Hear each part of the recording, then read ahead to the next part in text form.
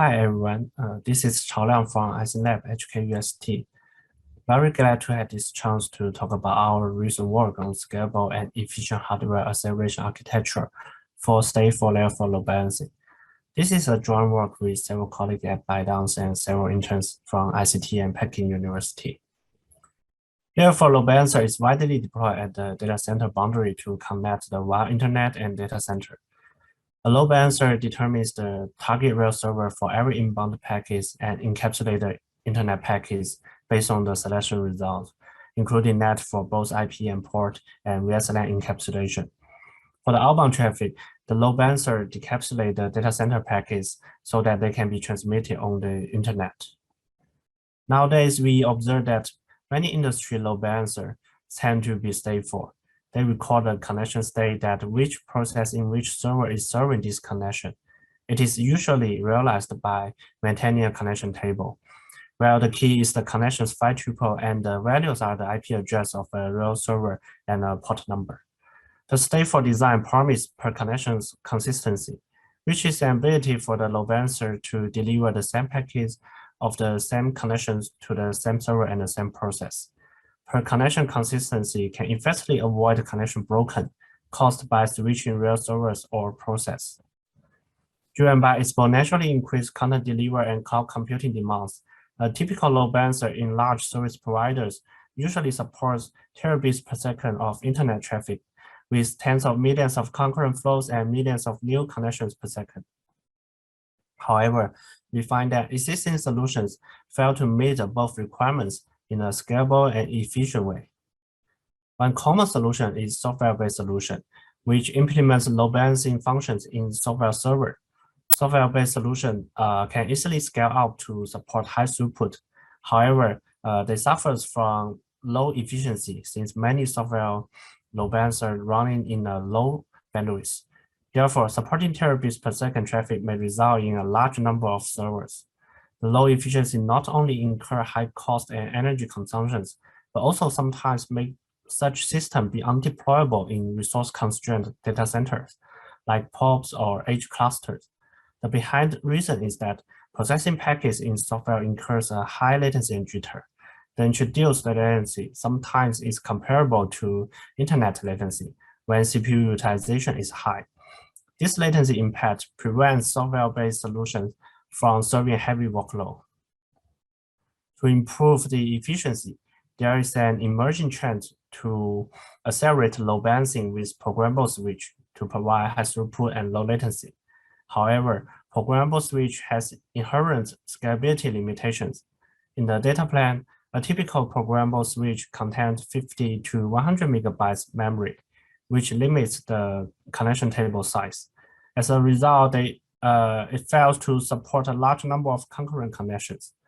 In the control plane, the programmable switch provides a low entry insertion speed because of the low NSOC, slow PCIe interconnect between the SoC and the switching ASIC, and the usage of Kuku hash. The unscalable control plane prevents load balancer from supporting high CPS. A stronger solution to address the above issues utilize switch server architecture. Is leverage traffic locality in hardware offloading, while the switch processes a few elephant flows and servers handles the rest traffic. This solution relies on an assumption that the underlying traffic follows long-tail distribution. However, based on our observation on production traces, the traffic at data center boundaries do not necessarily follow a long-tail distribution. Instead, it is dynamic and unpredictable. First, the flow distribution of individual service varies. Here is an example we found from production traces. The top 10% connections carry a high variety of portion of traffic among three profiled services. The profile results show that traffic distribution may not be long tail. For this traffic, limited memory in switch cannot hold enough connections to serve the majority of traffic. Besides that, the traffic volume of a service can dynamically change, including predictable tidal traffic in a single day and unpredictable traffic volume in long term due to the change of users' interest. And the number of VIPs at the data center boundary can change over time. For example, as we observed from history log, a cluster can increase 3.2 times VIPs in 6 months. Given these properties at data center boundary, we should not make any assumption on traffic distribution when designing a load balancer at data center boundary. Therefore, we can conclude that achieving high performance, the stateful layer 4 load balancer should also be scalable, which supports 10 million concurrent connections and 1 million CPS, and efficient that can sustain high cost, energy, and space efficiency, and does not make any assumption on traffic patterns. And our answer is Tiara. We observe that two key load balancing functionalities, that is real server selection and packet encapsulation decapsulation, have different properties. For real server selections, it processes only on inbound traffic, but it is stateful and memory intensive, which requires both large memory capacity for connection table and high memory bandwidth for line rate packet processing. For the packet encapsulation and decapsulation, it is stateless and throughput intensive, as it requires to process both inbound and outbound traffic. Given their unique properties, we map different load balancing functionalities into proper hardware devices for acceleration. Specifically, we use FPGA-based MARNIC to perform real server selection by leveraging its large and fast high bandwidth memory, or short as HBM. The off-chip HBM is a multi-channel memory device. It can provide gigabytes of storage to support 10 million connections, while offering high throughput with millions of lookups per second to support line rate lookup. We use programmable switch to perform packet encapsulation and decapsulation, which is achievable with switch limited memory. As a result, the outbound traffic can bypass FPGA, so that having the requirements of FPGA.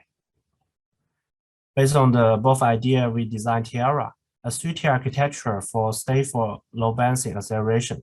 The outermost tier of Tiara is T-switch made by programmable switch. The second tier is a group of FPGA-based MARNICs. We also call them T-NICs. T-switch and T-NICs are connected by Ethernet, and they jointly serve for load balancing fast path as described before. The last tier is T-server, which hosts T-NICs as PCIe devices and runs software load balancer in slow path as backstop. This is the Tiara architecture in details. I first highlight some modules in each component and explain how they work together for load balancing accompanied with data flows in the later slides. In T-switch, besides the basic routing logic and packet processing logic, there is a real server table to assist packet encapsulation. In T-NIC, an offloaded connection table is maintained in HBM. There are a Python module and a lookup module to perform table lookup for each packet, and a table manager for table entry insertion and aging. In T-server, there are several SMOSs, the software load balancers, which maintain a full connection table, and offloading engines that use PCIe DMA to offload entry operations like insertion and deletion generated by XMOSs. For the inbound traffic, a packet from the internet is first routed to T-switch, and T-switch distributed it to one of the T-NICs based on ECMP. The data flow of the inbound traffic diverge in T-NIC between the first packet and the rest packets. Upon receiving a packet, T-NIC performs a lookup on offloaded connection table for this connection. Since it is the first packet, it will miss in the table. Then T-NIC uploads these packets to an XMOS via PCIe. The XMOS is selected by receive side scaling to balance the workload. The XMOS looks up the full connection table for this packet, but it will miss again because it is the first packet. XMOS makes a load balancing decision for the first packet to create an entry for this connection and insert the generated entry into the full connection table. Then XMOS encapsulate the packet and send it to data center network. Besides handling the packet, XMOS also insert the generated entry into the offloaded connection table if there is an empty slot. The insertion operation is first passes to the offloading engine, then DMA to table manager in T-NIC, and the table manager executes the entry insertion operation. After that, the connection entry is offloaded to Tning. For the rest packets, Tning can hit the offloaded connection table. The lookup result from the table is a load balancing decision, including an index and a real server port, where the index represents a real server and will be used in T-switch later. Instead of replacing real server port in Tning, which will incur checksum computation, Tiara delays this operation to T-switch processing. Tning encapsulates the retrieved tuple into a packet metadata header between the Ethernet header and the IP header, and send back to T-switch. T-switch look up the real server table based on the index and retrieve real server IP address and VSLAN header. The real server table is only related to real server in data center. It is small scale and relatively stable, so that it is achievable in T-switch. Finally, T-switch encapsulate the packet and send it to data center network. The data flow of outbound traffic is simpler. Real servers have already used techniques like SDP or OVS contract to perform SNAT locally. T-switch performs packet decapsulation by only removing the VSLAN header. Then this packet can be transmitted on the internet. Besides the 3-tier architecture, we make a few component optimizations to help achieve the design goals. First, we design an efficient hash table structure within FPGA HBM to enable both fast lookup in Tning and fast entry insertion in T-server. This optimization helps improve the fast path throughput, the number of concurrent flows, and CPS. Second, we design a log-free offloading approach to enable millions of flow offloading operations per second. This optimization helps improve CPS. Third, we design a lightweight aging mechanism to recycle outdated entry in FPGA HBM. This optimization helps improve efficiency. Please refer to our paper for more details. We have implemented a fully prototype of Tiara. T-switch is implemented based on a Barefoot Tofino switch, where we realize a real server table with 64,000 entries, so that we can support 64,000 real servers per T-switch. Tning is implemented based on Silence FPGA-based SmartNIC with 2 100 gigabit Ethernet ports and 1 HBM stack. The connection table size provided by an FPGA is 32 million entries, which means we can support at most 32 million concurrent flows per Tning. We implement T-server with normal Intel servers running production SMARCs. These SMARCs can provide 1.8 million CPS. The resource utilization is limited. We can use about 54% of SRAMs and 13% of TCAMs to support a typical IP address space in the switch, while utilizing at most half of the critical resource in FPGA. First, we show that Tiara architecture is scalable and high performance. We randomly generate 10 million concurrent connections, and all of them can be offloaded in the hash table. We measure the throughput and latency on our prototype across different packet sizes. The results, as shown in the figure, Tiara can consistently achieve 1.6 terabits per second and less than 4 microsecond latencies with 18 NICs in one server. We also evaluate Tiara's ability to serve new TCP connections by issuing HTTP transactions. We show that Tiara can support up to 1.8 million CPS, and this result is bounded by SMARCs we use. One of the key advantages of hardware-accelerated load balancers is their persistent low latency, even in heavy traffic load, while software-based SMARCs suffers from high latency in this scenario due to high CPU utilization and cache misses. To guarantee users' network experience, the actual latency introduced by the load balancer should be bounded by sub-millisecond level. We define the acceptable throughput of a single load balancer instance as the latency bounded throughput, while P99 tail latency is bounded to 100 microseconds. To figure out the latency bounded throughput, we evaluate the tail latency under different throughput workloads as shown in the figure. Tiara can satisfy the latency target in all available throughputs and preserve low latency consistently, while SMAS has a dramatic increase in tail latency around 30 gigabits per second, and break the latency target when the throughput is higher than 38 gigabits per second. Therefore, the latency-bounded throughputs of Tiara and baseline SMAS are 1.6 terabits per second and 38 gigabits per second, respectively. Switch-based solutions share similar results as Tiara.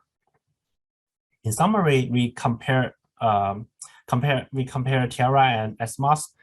Tiara can provide high throughput and low latency simultaneously, which result in an order of magnitude efficiency improvement. When it compares to Zilong, the state-of-the-art switch-based solution, Tiara is more scalable with 9 times higher CPS and provide 40 times larger connection table size. Finally, I want to conclude the talk. Tiara is a novel 3-tier hardware acceleration architecture for stateful Layer-4 load balancing. Tiara uses a decoupling idea to map the load balancing functionalities into most suitable hardware. Specifically, it used T-switch for throughput-intensive and static packet encapsulation decapsulation, and used T-NIC for memory-intensive and stateful real server selection. Tiara also uses T-server as a backstop to make offloading decision. Because of this architecture and component optimizations, Tiara can meet all design goals with high performance. Tiara is scalable thanks to large HBM and efficient hash table for 10 million concurrent flows and fast PCIe DMA and log-free offloading for 1 million CPS. Tiara is efficient due to the specialized hardware for fast pass. Tiara is generic since we don't make any assumption on traffic patterns in the design, and our architecture is fully programmable. This is the end of my talk. Thank you very much for listening.